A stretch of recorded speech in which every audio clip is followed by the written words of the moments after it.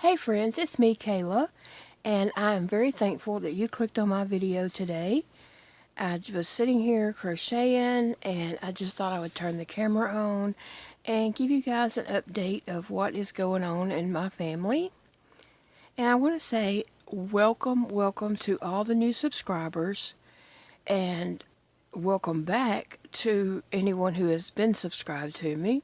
But I appreciate you all subscribing and watching my videos. That's great.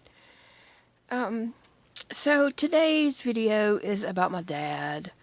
I thought I would chat about him while I'm crocheting and thinking about him because, I just have a lot running through my mind right now. Saturday, we picked up my mom and took her to see my dad in the hospital. He was in ICU. If anyone's new and doesn't know, he was in ICU. He had COVID and he got pneumonia in both lungs, and he's been on the ventilator for 4 weeks now. So we went and got my mom, like I said, and we went to the hospital.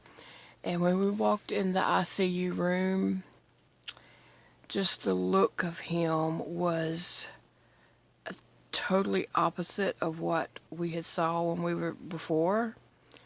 And it was quite shocking for his appearance. He had lost a lot of weight, and it was just quite shocking to see him that way. And he was non-responsive, and so I just knew, I knew that it was just a matter of days. And my mom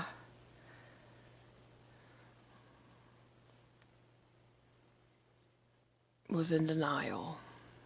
That's the best way to put that. My mom was in denial. The nurse came in and talked to us, and they had reached out to other hospitals in other states to see about sending my dad there, to see if other doctors, hospitals, or whatever could offer him more. But as they kept hearing back from the other hospitals, they were saying there was nothing they could do for him. And so just to transfer him to another hospital and not have anything done differently would not have been in his best interest at all. It would have been a hard transfer with his condition and just the way that he, was so critically ill. So, yes, we were sitting there, and it was just not him. It was not him there. And as we left, I told Big Daddy, I said, this is the last time we see him. And it was. He passed away this morning about 5:30. And my brother called Big Daddy and told him. Big Daddy was at work, called and told him. And so Big Daddy called me just as I got to my hospital, a different hospital, a hospital in my town, and my dad was actually at a hospital in a different town.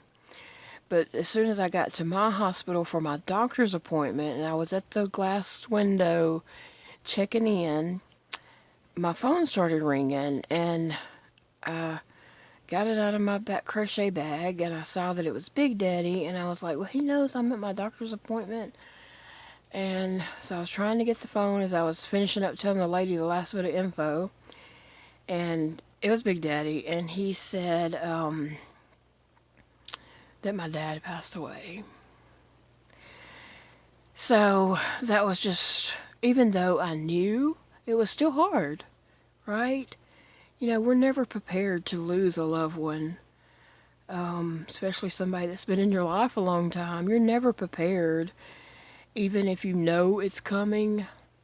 It just, it's not easy anyway. And, even though that person has lived their life, and had a good life and everything, it's just not easy to hear that your dad passed away. So, of course, I did break down and cry, and I tried to walk off away from people. There was a little open waiting room there as you step off the elevator, so I kind of walked back over to that area, and I was still on the phone with Big Daddy, and, I was crying, of course, but I was trying to, keep it quiet and not make a scene or anything like that. There was only one lady in that area. And so Big Daddy was like, you need me to come and get you? And I said, no. I had borrowed our son Elijah's truck to go to the doctor. And our son Elijah, he was at home asleep because he had just got off work at 6 a.m. And so I told Big Daddy no, that I didn't need him to come get me. I could drive home. And we talked for a minute, and I said, well, I'm going to go ahead and stay for my appointment because I'm here. And if I had canceled my appointment, it would have been 3 months to get another appointment. It's a long wait to get in to see this guy, my doctor. And so I said, I'm going to stay to see him. And so, me and Big Daddy talked for a minute, and he said, well, he was going to leave work and head to the house. And when I got finished, come on to the house so we could leave Elijah's truck there for him. And then we would go to my mom's house. So I called my mom and told her that I was, at a doctor's appointment, that Jody had just called and told me. Jody's Big Daddy, my husband, for anyone who doesn't know. And if I mention Cody, that's my brother. So I have Cody and Jody. Jody's my husband and Cody is my brother. So I called my mom and told her about I was at my appointment, but we would be headed over there soon. And she asked her, did she need me to bring her anything? Because I always take her a fountain drink and usually, something to eat or whatever it is she wants. And she said no, she didn't need anything, that Cody Joe, my brother, had brought her a drink over and he was there then. And I told her, okay, we would be there as soon as we can. And she said, okay. So the waiting room was slap full. The waiting room for my doctor, was slap full. It was so many people in there. So they were calling people back, and finally it got down to, I was looking around, I was thinking, okay, I should be next because all these people came in after me. I was trying to figure it out about there. And so, sure enough, they did call me next. And so I went in, and the girl did the weigh and the vital signs and all that. My blood pressure was like so high. And she's like, oh my goodness, your blood pressure is really high. And I said, well, I'm not surprised. And I told her that as soon as I got there and walked up to the window and gave my name and info, my cell phone rang and it was news that my dad had passed away. So I wasn't surprised that, my blood pressure was elevated because I was really upset. But by this time I had calmed down some, I wasn't like just squalling or anything like that. And I wasn't making a scene or anything when I was crying before. It was just, a soft, quiet cry. And so she said, I'm going to get Dr. Cavell. And so she went and got Dr. Cavell, and he came in, and he said, I was told you got some bad news. And I said, yes, sir, my dad passed away. And he said, what happened? And so I told him actually the last day that I was here to see you is when Elijah got COVID. And he was like, oh yeah. And then I told him the next week my son Dakota got COVID. But you know, they didn't catch it from each other. They caught it from other sources. And then the next week my parents both got COVID. And again, they didn't catch it from either one of my boys. I believe they caught it at church. And then, you know, the next week my husband got COVID. And then, you know, I ended up testing positive for COVID. And you know, I told him that we all recovered fine. We didn't have any kind of major issues. Just, you know, uncomfortableness is all we really dealt with. You know, sick, but tolerable. And so I told him, you know, my dad, both my parents were hospitalized. And then my mom was sent to the nursing home. My dad was sent to the nursing home, and he went back and forth for a little bit. But then he got back he was sent back to the hospital and ended up in ICU and then ended up on a ventilator. And so, you know, he just never recovered. I told him he's been on the ventilator 4 weeks. They removed it from his mouth and put in a trach and put the ventilator through that. And, you know, I just told him what kind of shape he was in and how it was. And, you know, he said, I'm so sorry. He said, I'm going to go ahead and see you now first, and then so we can get you out of here and you can go and be with your family. So I thought that was very, very sweet of him. I have been with my doctors for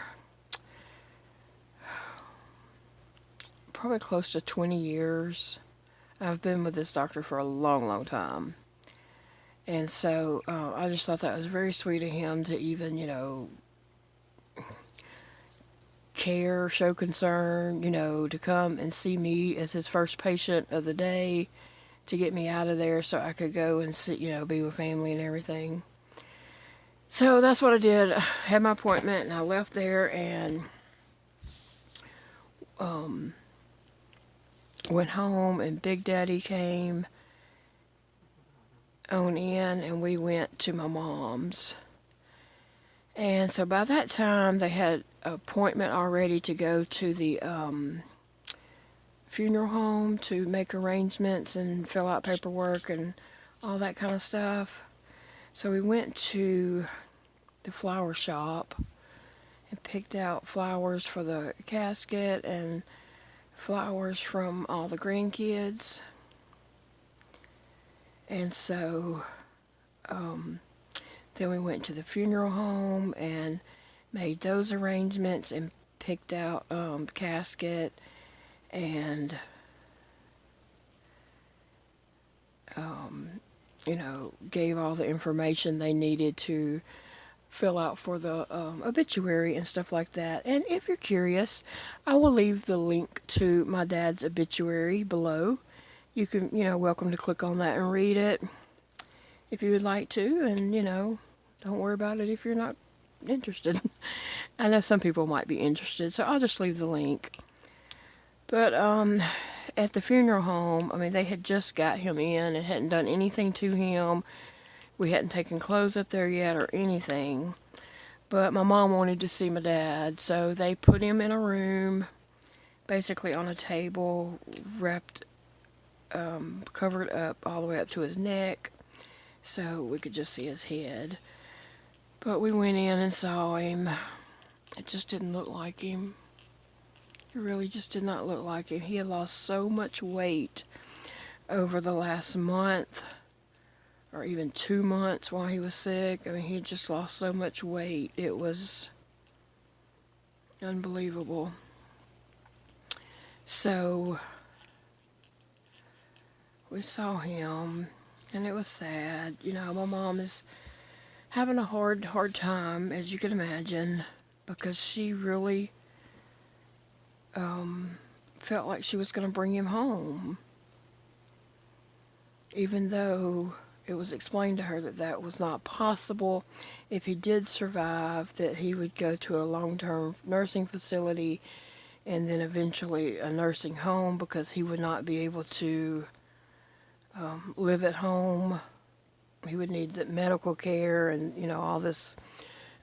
So my mom ignored all that, and she really just thought he was coming home. And, that wasn't happening. And so she was very, very upset, which we all were upset. We were all crying and just holding each other. And, it's hard. It's hard to lose someone that's been in your family, a family member. But I want to say thank you to every one of you. I know y'all have been praying for my dad and praying for my mom, and I want to say thank you. And, God answers prayers in ways that we may not expect or we might not think about sometimes. And I do appreciate your prayers so very much, but I do feel like God knew what he was doing, and he was, God's will, sometimes not our will, but he knows the big picture that we don't see, and I, fully believe that.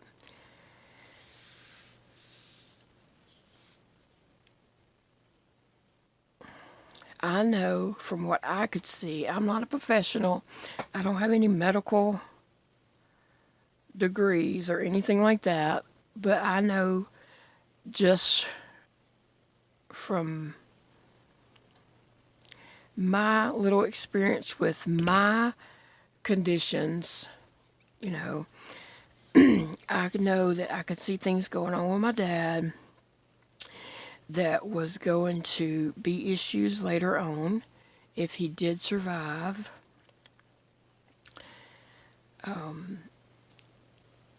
His hands and his feet were did not look good at all, and the tissue was dying. I mean, I know that because I know what my fingers looked like as they died, and I could tell that looking at his hands and feet.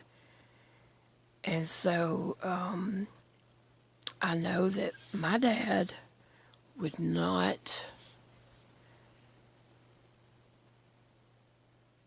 be a happy man to have a foot or both hands or both feet or one hand or whatever to be amputated. And God knew that. God knows. He knew that that would be a miserable, miserable life for my dad.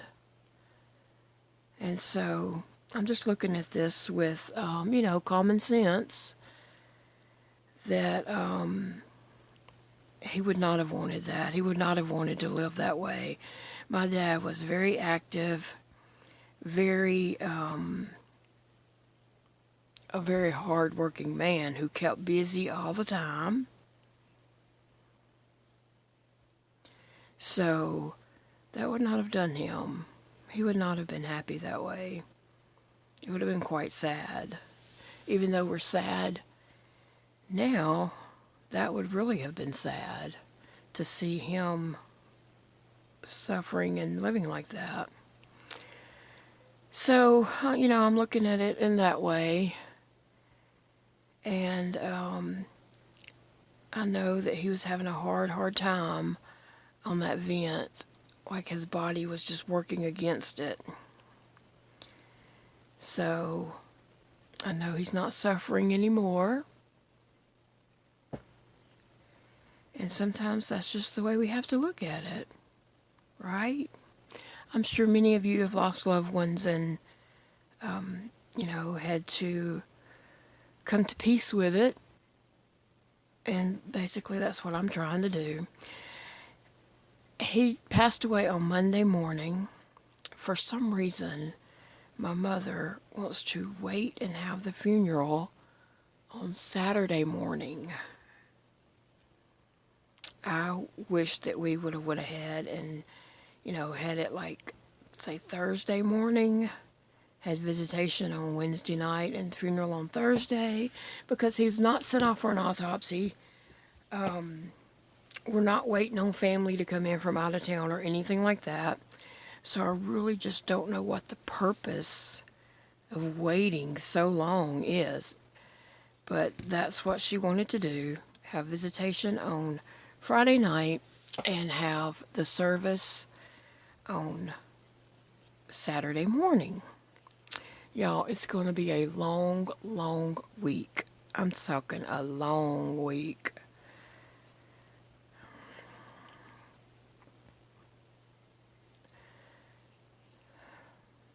So we'll be going over to my mom's, every night as we've been doing to get her situated for the night, her night medicines, and make sure she has everything she needs for the night and that she's ate and, all that kind of stuff. But it's going to be a long week. Every night when we're over there, she just practically begs us to come and live with her. And we can't do that. We have our own home. We can't just leave our home. And, there's no need to suggest that she comes and stays with us because she would never do that. She wants to be in town. She does not like where we live. We live way out in the country in the woods. It's not convenient for people to come by our house to visit. Not at all. She likes being in town where people who live further out than her are going to pass by her house on their way to town and they can stop and see her. So that is that. But yeah, she's having a hard time, of course, because she was in such denial. And I'm so thankful that I had this idea to do the card shower for her. So many cards have came in. I just cannot wait to show her those cards. And I'm going to do that this next week. Her birthday's on the 13th. My brother and I are getting together with her on the 10th to kind of have a little celebration of her birthday. I think my oldest son, Dakota, is going to make her a cake. And we're just going to get together and have her little birthday. And I'm going to show her the cards that everyone has sent for her. And she's going to be so shocked. I know I'm shocked. Why wouldn't she be? But I can't wait to do that. Just to see the look on her face when she sees all those birthday cards. Thank you for everyone who has sent in a birthday card and taken the time to just do that extra little step to send that. I appreciate that very much. But just as important, the same thankfulness for anyone who could not send a card and could only say prayers. Prayers are really more important than cards. That's the truth. So I thank you for saying prayers for my mom, my dad, but do keep my mom in your prayers because it's going to be hard. And this whole week is going to be really long, hard week. There's no other way to put that. I'm kind of just really dreading this week because it is going to be a hard one.